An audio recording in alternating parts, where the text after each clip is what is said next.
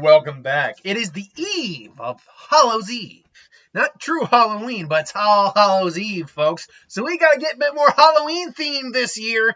And what better way than to go with James Mock's trailer suggestion of Pinhead, who I only just had recently last week, versus Gabriel from the Prostasy, played by Crystal Walken.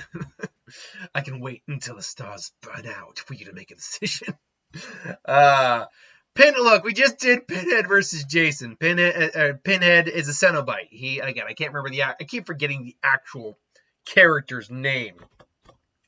Or person's name he was prior to becoming a Cenobite. But he's the Grand Priest of the Cenobites. And as such, he's not the strongest. He's among the strong Cenobites, but there are Cenobites who have, overwhelmed him. But it's been through some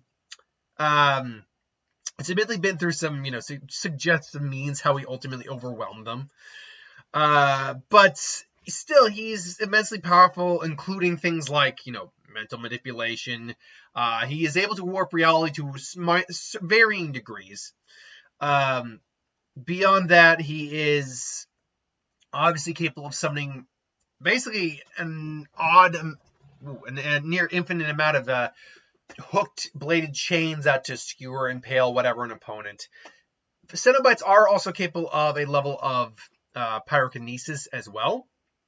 So that is an ability Pinhead does have. Pinhead does also have a high tolerance for pain, as is his nature.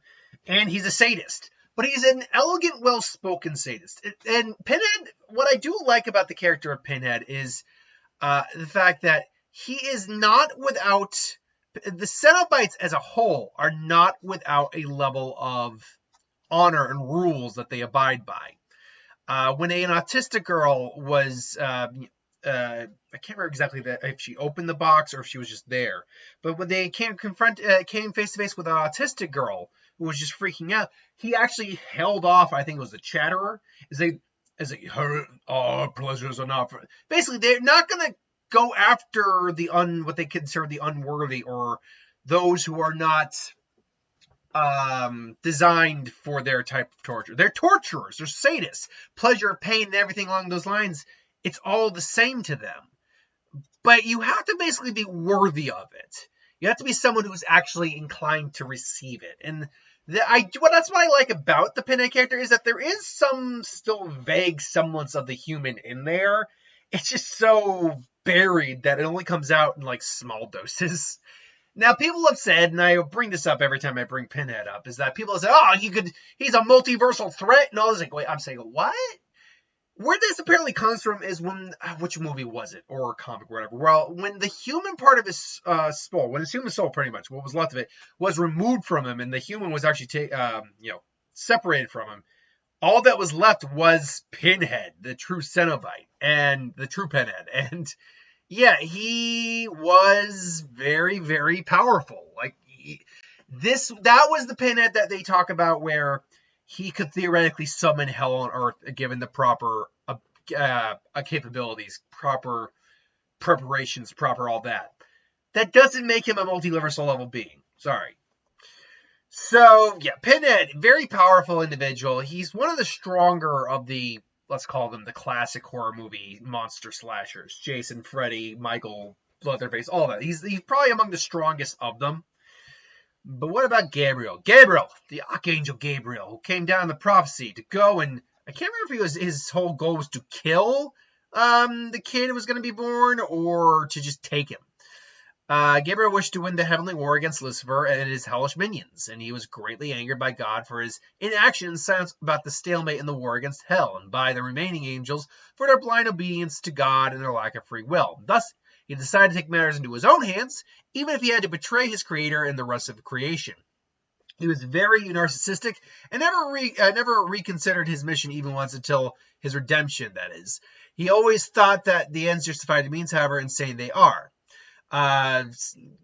Speaking about God's creations, Gabriel loathed humanity and killed many people for sometimes no reason throughout the ages, proudly boasting that he murdered newborns in front of their mothers. He also didn't think much about his minions, killing them off when they outlived their usefulness. By his second installment of the series, his hatred for humans had worsened to the point where a point that he was even willing to compromise the birth of a Nephilim prophesied to bring prosperity to heaven, simply because he was part human, showing how hypocritical he was. He was also brutally tortured and murdered by any angel he brutally tortured and murdered any angel who stood in his way against him with no second thought. His favorite methods of execution included beating his victims to death and setting them on fire. Despite sadistically tormenting beings that couldn't harm him, he was no coward, fighting powerful beings such as angels if he had to, and even laughing in Lucifer's face. He also didn't flinch when Archangel Michael threatened him to suffer a harsh punishment for various crimes of rebellion. Since he didn't care much about down here, Gabriel would gladly cause the biblical apocalypse and destroy the whole earth, if not the whole universe, just to achieve the war. Given his very sadistic nature and genocidal intentions, Lucifer remarked that Gabriel was no better than him. Gabriel was also, once again, very hypocritical, given that he criticized Lucifer for his obsession with God in the heavens, while Gabriel himself constantly thought about God, wanted to take over heaven as a way to overthrow God and make him suffer for his inactions. Deep down, though, Gabriel was very insecure and wished that God renewed his interest in his angels and loved them as he did his own creations. Love him as he did when he created them, which also explained why he hated humanity as much as Gabriel thought that God preferred them over the angels. This also highlights his supremacy mindset, believing that angels to be superior to mortals because of their powers, infinite lifespans, and wisdom. He was greatly wronged He was greatly wronged anytime his mission or even loyalty towards God and heaven was put into question. After spending 20 years as a human as punishment for his various misdeeds, Gabriel completely changed and became a much humbler, nicer, and quite literally more human. Instead of desiring humanity's destruction, Gabriel sought to protect them and earn redemption for his actions by looking over Danae, the Nephilim that he failed to murder in the previous installment. As Daniel's girlfriend lay dying, Gabriel did his best to comfort her, unable to do anything else in his powerless state. Upon earning his powers back, he was kind enough to heal her injuries and save her. Isn't that nice? Gabriel did ultimately get redemption, which, honestly, I keep forgetting that the prophecy movies are, in fact, a series of movies. There's Prophecy 1, Prophecy 2. I think there's even a third one, but Walken's only in the... Oh, actually, no, there is 3. Oh, Christ. No pun intended on that. Point being, though, Gabriel is the Archangel Gabriel. He's nigh omnipotent. He's immortal by all extent. He was present at the creation of the universe. Superhumanly strong, superhuman agility, healing factor. He has spontaneous regeneration from his body and any injury. Wounds from most objects, even bullets, heal in seconds without causing him any lasting discomfort. He can only be killed by having his heart ripped out. He's got cosmic awareness. He's not omniscient. Well, not omniscient. He's omnipotent. Sorry. He can basically he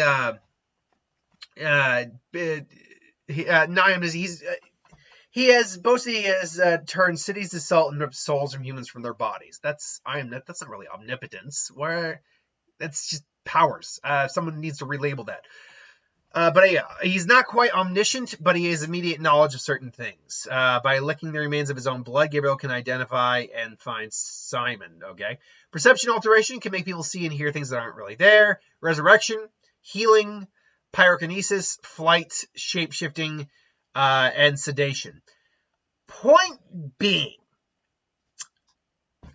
Gabriel, I think, is a being who's on a much higher level of a playing field than, unfortunately, Pinhead is. Even if you were to hypothetically go with the maxed out Pinhead for being able to theoretically summon hell on Earth, you're still dealing with a guy who...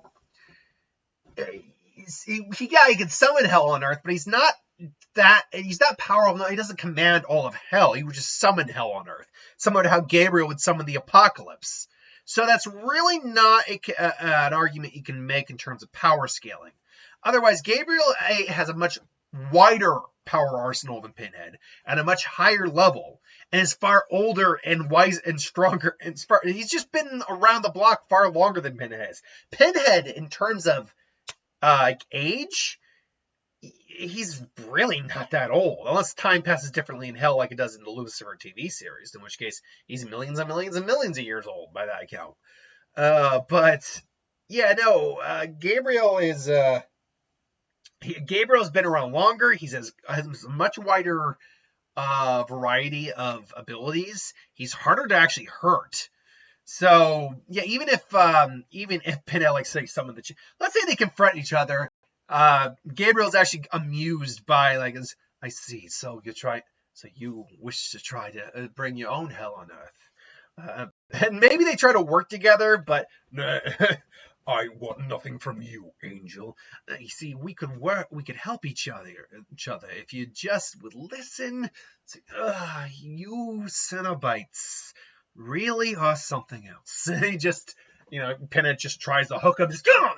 It's like, okay, I see you're not in the mood to talk. He just kind of just smash the chains come in. They just kind of turn into whatever. It's like, but see, I really want to talk. So they just like pins Pinhead down. And just, yeah, no, Gabriel would probably make mincemeat of Pinhead, to be honest. Especially with his powers. So yeah, Pinhead is just, this is a being that Pinhead cannot go up against, really. And to be fair, Pinhead is smart enough to know who he can and can't fight. This is one of the scenarios where he'd probably be aware, I can't fight this guy. Let me just try to back out of here. But if a fight happened, Pinhead would get beaten down, I think, pretty quickly. This is just my opinion, though. What do you think? Let me know in the comments below. But thanks for watching. Hope you enjoyed. Like, comment, share, subscribe, and I'll see you folks for the next one.